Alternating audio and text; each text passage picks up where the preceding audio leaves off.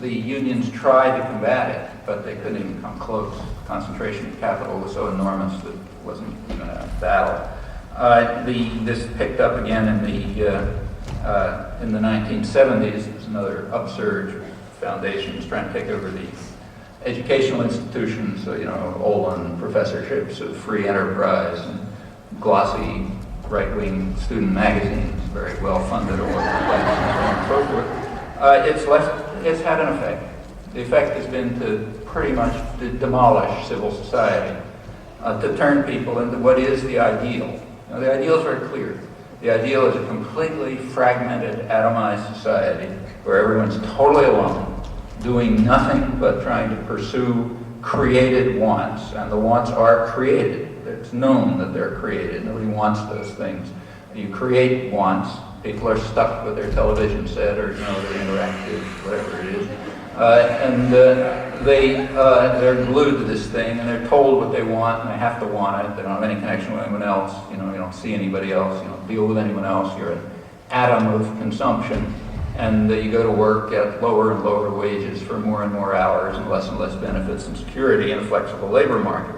That's the kind of utopia that they're looking for, and it's not very far from there. It's led to very strange effects in the country. The country is like a devastated peasant society. You really have to go back to Europe in the Black Death, I think, 14th century, to find anything similar. People are scared, angry, hostile, hate everything, don't know what they hate, don't have anybody else to talk to, just angry, desperate. There are cults all over the place at a scale that is unknown in any other society. You have to, the level of religious fundamentalism alone is probably the highest in the world. I'm almost certain higher than Iran, and that's only one of them. Right now, the militias happen to be on the front pages, but that's just a tiny fragment of it, and it's only not the right. The left is the same. It's across the board. It's just a dissolved society, very scary. The portent is ominous.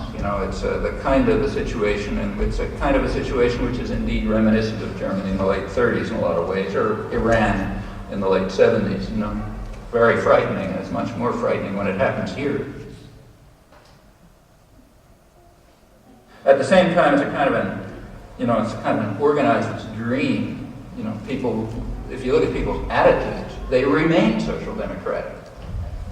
People are overwhelmingly believe that working people ought to have more influence. They don't have enough. That the government ought to help poor people. That's its job.